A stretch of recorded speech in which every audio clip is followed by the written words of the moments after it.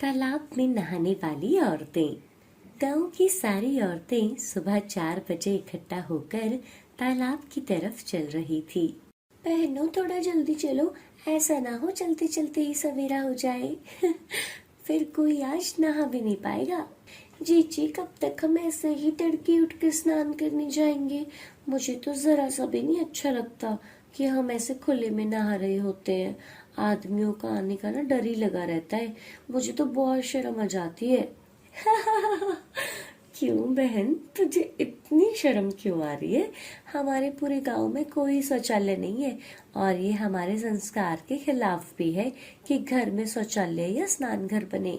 पता नहीं क्यों आदमियों को समझ नहीं आता कि औरतों के लिए स्नान घर कितना जरूरी है। खैर, अब क्या कर सकते हैं। लो, बातों ही बातों में तालाब भी आ गया। सारी औरतें तालाब में स्नान करने लगती हैं। तभी पिंकी के ससुर बाइक से शहर से आ रहे थे। उनकी बाइक की रोशनी तालाब में नहाती हुई पिंकी पर पड़ती है। शर्म के मारे पिंकी तालाब में पानी में छुप जाती है। वहीं ससुर भी मुंह छुपाए तेज बाइक करके वहां से चले जाते हैं। ये कहानी है ढोलकपुर गांव की, जहाँ के लोगों की सोच आज भी 18वीं सदी की थी। पूरे गांव में कोई शौचालय या स्नान घर नहीं था। वैसे तो गांव के बड़े बुजुर्गों ने औरतों से घूंघट करवा रखा था। वैसे सभी औरतें खुले में तालाब में स्नान करती थी। एक दिन गांव के प्रधान रामलाल का बेटा शहर से पढ़कर घर आता है। बेटा मोहन, कैसे हो? अब तो तुम्हारी पढ़ाई भी पूरी हो चुकी है, तो अब तो तुम गांव में ही रहोगे। हाँ पिताजी, मैं तो गांव में ही रहकर गांव के बच्चों का सही मार्गदर्शन करूंगा। साथ ही अभी मैंने विदेश की एक कंपनी में इंटरव्यू दिया है। भगवान ने चाहा तो जल्द ही मेरी वहां नौकरी लग जाएगी। तब तक मैं आपके पास ही रहूंगा। बहुत खूब बेटा, ऐसे ही तरक्की करो। पिताजी, मैं अभी आता हूँ, हम फिर बात करते हैं। ये कहकर मोहन तुरंत ही वहां से जल्दी से चला जाता है और थोड़ी देर बाद उसको बहुत तेज चिल्लाने की आवाज आती है। पिताजी, पिताजी। रामलाल प्रधान अपने बेटे की आवाज सुनकर घबरा जाता है और तुरंत उसके पास जाता है। क्या हुआ बेटा, तू ठीक तो है ना? ऐसे क्यों चिल्ला रहा है? पिताजी, मुझे पूरे घर में शौचालय नहीं मिला। जल्दी से मुझे शौचालय बता दो, कहाँ है। बेटा, तू कैसी बात करता है? भला घर में हम शौचालय क्यों बनवाएंगे? मतलब फिर सब शौच और स्नान करने कहाँ जाते हैं? बेटा, ये कैसा सवाल है? शायद तू भूल गया, बचपन में जब तू गांव में रहता था, जब खेतों में ही शौच करने जाता था। और हमारे गांव में तो इतना बड़ा तालाब है, हम वहीं स्नान करते हैं। मोहन ऐसी बातें सुनकर हैरान होकर अपने पिता से पूछता है। पिताजी, आप लोग अभी भी 18वीं सदी की तरह क्यों जी रहे हैं? हमारे देश ने इतनी तरक्की कर ली है। सरकार ने जगह जगह स्नान घर और शौचालय निर्माण किया है, फिर ऐसा क्यों? क्या औरतें भी खुले तालाब में स्नान करने जाती हैं? मोहन बेटा, भला औरतें तालाब में स्नान नहीं करेंगी तो कहाँ करेंगी? ये सब सुनकर अब मोहन अपने पिता से एक शब्द नहीं कह पाता और तुरंत ही गांव के लोगों के बीच बात करने के लिए निकल जाता है। तभी मोहन की नजर एक 14-15 साल की लड़की पर पड़ती है, जो अपनी माँ से बात कर रही थी। माँ, मेरे पेट में बहुत दर्द हो रहा है, मुझे अभी शौच करने जाना होगा। बेटा, तू कैसी बात कर रही है? अब तो दिन निकल गया, खेत में आदमी होंगे, तुम शौच कैसे करोगी? शाम तक इंतजार कर लो, फिर मैं तुम्हें खेत में ले जाऊंगी। माँ, मुझसे और इंतजार नहीं हो रहा, प्लीज कुछ करो ना, मेरी हालत बहुत खराब हो रही है। हे भगवान, ये कैसी मुसीबत आ गई है? कैसे अपनी बेटी को खेत में लेकर जाऊं? अगर गांव में एक भी शौचालय होता तो ये दिक्कत तो नहीं होती।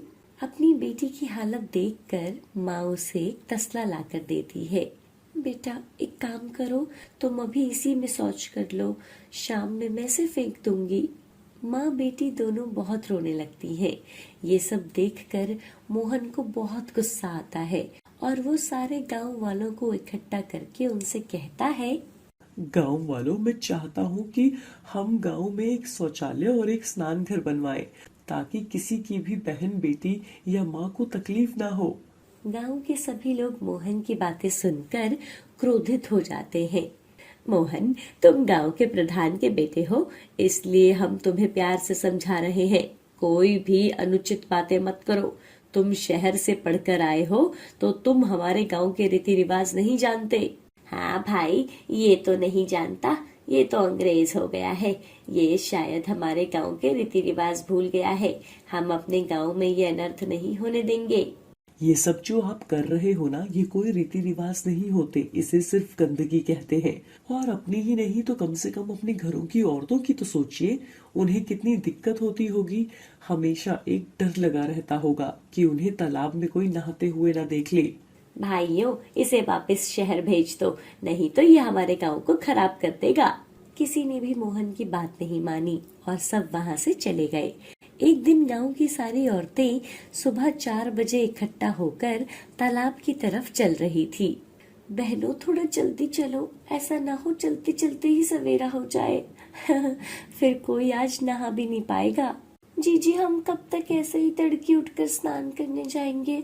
मुझे तो जरा सा भी नहीं अच्छा लगता कि हम ऐसे खुले में नहा रहे होते हैं। आदमियों का आने का डर लगा ही रहता है। मुझे तो बहुत शर्म आती है। क्यों बहन, तुम्हें इतनी शर्म क्यों आ रही है? हमारे पूरे गांव में कोई शौचालय नहीं है और ये हमारे संस्कार के खिलाफ भी है कि घर में शौचालय या स्नान घर बने। पता नहीं क्यों आदमियों को समझ नहीं आता कि औरतों के लिए स्नान घर कितना जरूरी है। खैर, अब क्या कर सकते हैं। लो, बातों ही बातों में तालाब भी आ गया। सारी औरतें तालाब में स्नान करने लगती हैं। तभी पिंकी के ससुर बाइक से शहर से आ रहे थे। उनकी बाइक की रोशनी तालाब में नहाती हुई पिंकी पर पड़ती है। शर्म के मारे पिंकी तालाब में पानी में छुप जाती है। वहीं ससुर मुंह छुपाए तेज बाइक करके वहां से चले जाते हैं। पिंकी बहुत रोती है, साथ ही गुस्से में घर आती है। वहीं उसका ससुर घर जाकर अशुद्धि का ढोंग करता है। तब पिंकी अपना घूंघट हटाकर अपने पति से कहती है, आज की बात में घूंघट नहीं करूंगी।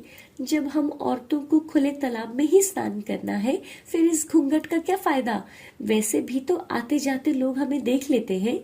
तुम ये क्या बावली जैसी बातें कर रही हो? अपना घूंघट करो, पिताजी यही है। अब क्या घूंघट करना पिताजी से? आज इन्होंने मुझे तालाब में नहाते हुए देख लिया। बहू, ये क्या अनाप शनाप बोल रही हो? मैंने अपना चेहरा घुमा लिया था।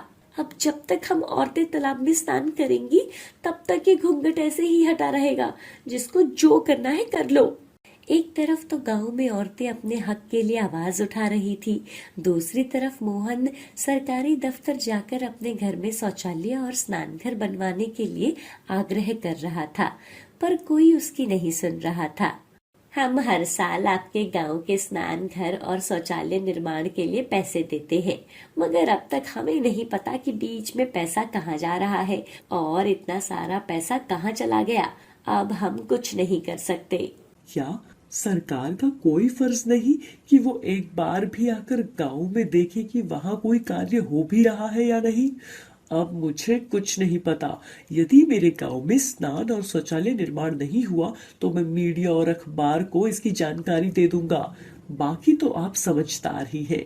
सरकारी कर्मचारी मोहन की एक नहीं सुनते। नतीजा ये हुआ कि मोहन ने अपने गांव का हाल सोशल मीडिया पर बता दिया, जिसके कारण न्यूज हेडिंग में सिर्फ ढोलकपुर गांव की औरतों के तालाब में नहाने के बारे में ही बताया गया। ये देखकर सब जगह तहलका मच गया और सरकार का पर्दाफाश हो गया। मजबूरी में उन्होंने जल्द से जल्द गांव में एक शौचालय और एक स्नान घर बनवा दिया, ताकि उन पर कोई लांछन ना लगे, और उसके बाद सारी औरतें वहीं पर नहाने लगी। हेलो एवरीवन, क्या आप भी किसी ऐसे गांव से हैं जहां आज भी स्नान घर और शौचालय नहीं है? अगर हाँ, तो हमें भी अपने गांव का नाम कमेंट करके जरूर बताएं। और अगर आप हमारे चैनल पर नए हैं तो हमारे चैनल को सब्सक्राइब करना ना भूलें। Bye bye. रोहिणी और उसकी माँ गीता किशनपुरा गांव में रहते थे। रोहिणी के पिता की एक बीमारी के चलते मृत्यु हो गई थी। अब उनके घर की पूरी जिम्मेदारी गीता के कंधों पर आ गई थी। गीता अपने खेतों में ही कुछ सब्जियां उगाती थी और उन्हें गली गली जाकर बेचा करती थी और उसी से वो अपनी बेटी की कॉलेज की पढ़ाई करवा देती है। माँ, अब मेरी पढ़ाई पूरी हो गई है। अब मैं भी आपके साथ सब्जियों के काम में मदद किया करूंगी और बाकी के समय बच्चों को ट्यूशन पढ़ाया करूंगी। अब आपको ना अकेले काम करने की कोई जरूरत नहीं है। अच्छा, जब तक तुम्हारे लिए कोई अच्छा रिश्ता देखकर शादी ना कर दूं, तब तक मेरी जिम्मेदारी पूरी नहीं होगी। अब तो बस कोई अच्छा सा रिश्ता मिल जाए मेरी बेटी के लिए। माँ, चलो हमें सब्जियां तोड़नी है, नहीं तो ना आप यहीं बैठे बैठे मेरी शादी भी कर दोगे। अरे, लड़का मिल जाएगा तो अभी कर दूंगी।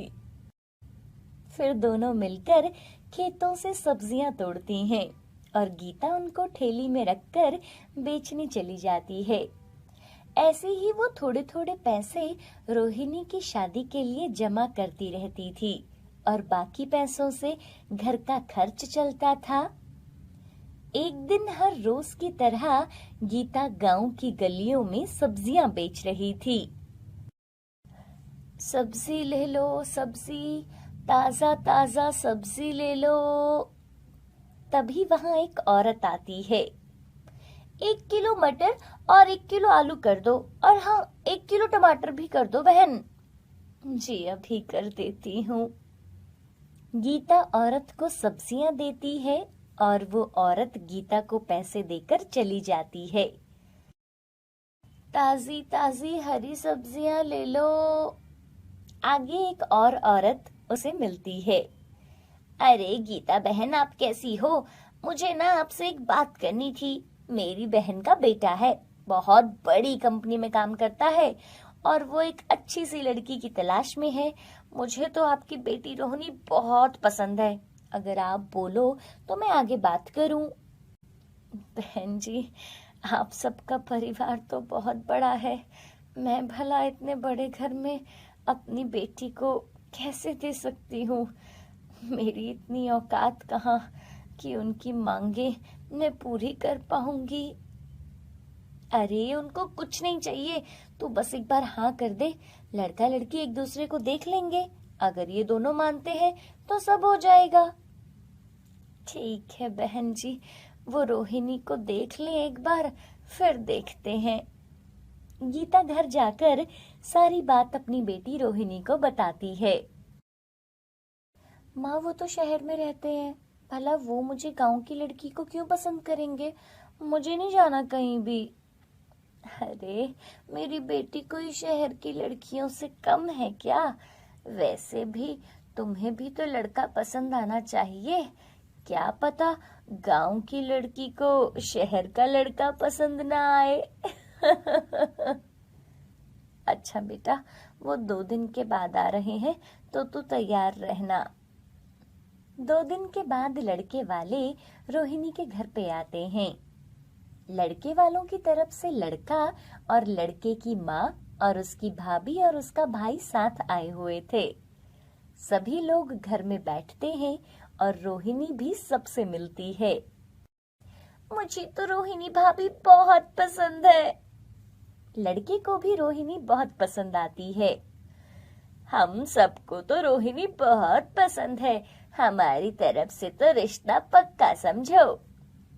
बहन जी, मेरी बेटी के लिए आपके जैसे इतने बड़े परिवार का रिश्ता आया, मैं तो इतना कभी सोच भी नहीं सकती थी। अगर इसके पिताजी आज जिंदा होते तो वो खुशी खुशी सब कुछ करते, लेकिन मेरे से जितना हो पाएगा मैं उतना ही कर सकती हूँ। माँ जी, हमें रोहिणी के अलावा और कुछ भी नहीं चाहिए। आप अपनी बेटी हमें दोगे, इससे बड़ा और कुछ नहीं हो सकता। रोहिणी लड़की की बात सुनकर बहुत खुश होती है। कुछ ही दिनों में शादी की तैयारियां शुरू हो गई थी। सब तैयारियां तो लगभग हो गई। अब रोहिणी के लिए लहंगा लाना है और इन पैसों से उसके लिए एक अच्छा सा ब्राइडल लहंगा आ जाए बस। अगले दिन रोहिणी और गीता ब्राइडल लहंगा देखने के लिए बाजार जाते हैं और वहां रोहिणी को एक बहुत ही सुंदर लहंगा पसंद आ जाता है। माँ देखो, ये कितना सुंदर लहंगा है ना। जब मैं इसे पहनूंगी तो सब लोग मुझे देखते ही रह जाएंगे। लेकिन जैसे ही रोहिणी उसकी कीमत सुनती है तो वो उदास हो जाती है, क्योंकि वो लहंगा बहुत ज्यादा ही महंगा था।